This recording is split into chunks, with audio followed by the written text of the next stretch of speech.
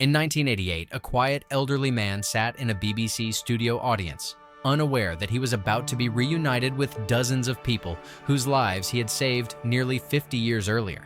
As the host asked, "Is there anyone in our audience who owes their life to Nicholas Winton?" One by one, people stood up, tears in their eyes, hearts full of gratitude. This was the moment the world discovered the man who had rescued 669 children from the Nazis. If this story moves you, please like, comment, and subscribe. Your engagement helps us share these powerful narratives with a wider audience. Together, we can keep the memory of heroes like Sir Nicholas Winton alive. In December of 1938, while much of Europe stood on the precipice of war, a young British stockbroker named Nicholas Winton had plans of his own, a holiday ski trip in Switzerland. But as fate would have it, a phone call from a friend, Martin Blake, altered the course of his life and history itself. Martin urged Nicholas to come to Prague instead, to witness firsthand the refugee crisis unfolding in Czechoslovakia after the Nazi occupation of the Sudetenland. Winton arrived in Prague to find chaos and despair. Thousands of Jewish families and political refugees, stripped of their rights and fearful for their lives, crowded the makeshift camps and basements of the city. Desperation hung thick in the air. Though many had already fled Germany and Austria, Czechoslovakia remained one of the last stops before total Nazi control. As Winton walked the refugee centers, he noticed a heartbreaking pattern: countless parents desperately trying to find ways to save their children. With Britain already participating in a program to accept unaccompanied Jewish children from Nazi territories, the Kindertransport, Winton asked why Czechoslovakia wasn't part of the effort. The answer: no organization had taken up the cause. So Nicholas, a man with no background in humanitarian work or political connections, decided to become that organization himself. Back in London, Winton began a race against time. He turned his small office into the headquarters of a one-man rescue mission. He worked during the day as a stockbroker and devoted nights and weekends to the Kindertransport effort. It was a logistical nightmare. He needed to arrange train transportation through hostile Nazi territory, secure entry visas to the United Kingdom, and find foster families willing to take in these children. The British government agreed to allow entry to children under 17, provided they had a place to stay and a £50 guarantee for their eventual return. Raising the money was only one part of the challenge. Convincing the British Home Office to expedite the necessary documents proved equally frustrating. Winton's determination, however, never wavered. He printed lists, took photographs of the children to include in appeals, and ran newspaper ads asking for help. He fought bureaucracies in both Britain and Nazi-controlled Europe.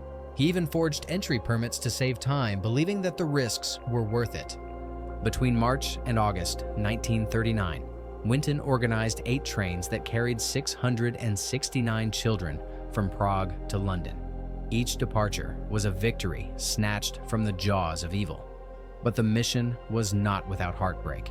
The 9th train, scheduled for departure on September 1st, 1939, with over 250 children aboard, was canceled as Germany invaded Poland and closed all borders. None of the children on that final train were ever seen again. What makes Nicholas Winton's story even more remarkable is that he told no one.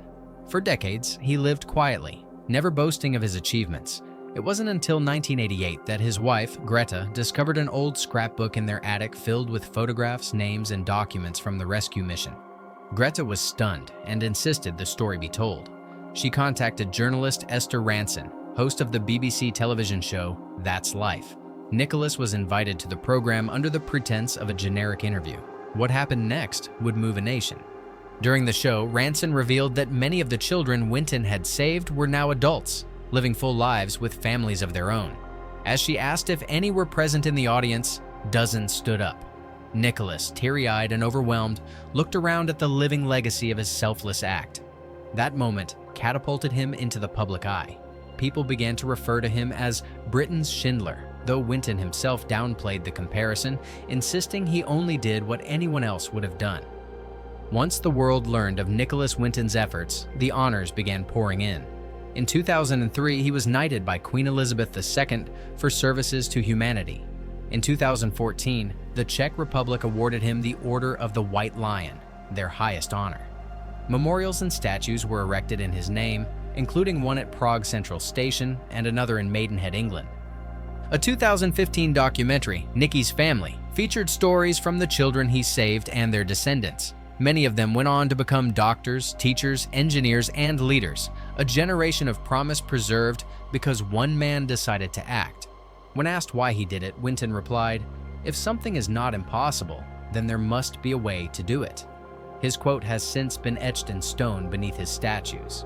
His legacy lives on not just in the people he saved, but in those inspired by his example. In 2023, Winton's story made its way to the silver screen in the biographical film One Life, with Anthony Hopkins portraying the older Nicholas. The film dives deep into his emotional journey, the logistics of the rescue mission, and the guilt he carried for those he couldn't save. What makes One Life especially powerful is how it captures Winton's humility. He never sought fame or recognition. Even after the world learned of his heroics, he remained grounded, always redirecting praise toward the bravery of the parents who let their children go and the families in Britain who took them in. The film also explores the generational impact of his deeds, showing how one act of courage can echo through history, shaping not just individuals, but entire communities. Today, it's estimated that over 6,000 people are alive because of the 669 children Nicholas Winton helped save. The ripple effect of his actions is immeasurable. He didn't just save children, he saved future generations. He preserved family lines that would have otherwise been extinguished in the Holocaust. Many of the children grew up to be contributors to society in profound ways. Some became prominent figures in politics, science, literature, and humanitarian work. Sir Nicholas Winton didn't have political power. He wasn't a general, a leader of a nation, or a wealthy philanthropist. He was a stockbroker, and yet, through sheer will and moral courage, he outmaneuvered the Nazi regime to protect innocent lives. His story reminds us that the true measure of heroism lies not in titles or accolades, but in action, in choosing to help when it's easier to look away. Sir Nicholas Winton passed away on July 1, 2015 at the age of 106. Fittingly, it was the 76th anniversary of the departure of the largest Kindertransport train he helped organize. Even in his final years, he remained humble. He rarely called himself a hero, but history has judged differently. Today, schools are named after him. Statues stand in his honor. Documentaries, books, and films tell his tale. His name is spoken in reverence by thousands. But perhaps the greatest tribute is the continued existence of the families he saved. Each life, each grandchild, and great-grandchild is a testament to what one person can do. Sir Nicholas once said, "Never forget that what you do today can change the lives of many tomorrow." Let us remember him not just as a figure of the past, but as a call to action for the present.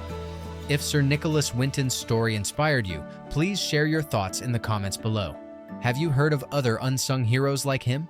What would you do if given the chance to make such a difference? Don't forget to like this video, subscribe to our channel, and share it with your friends and family.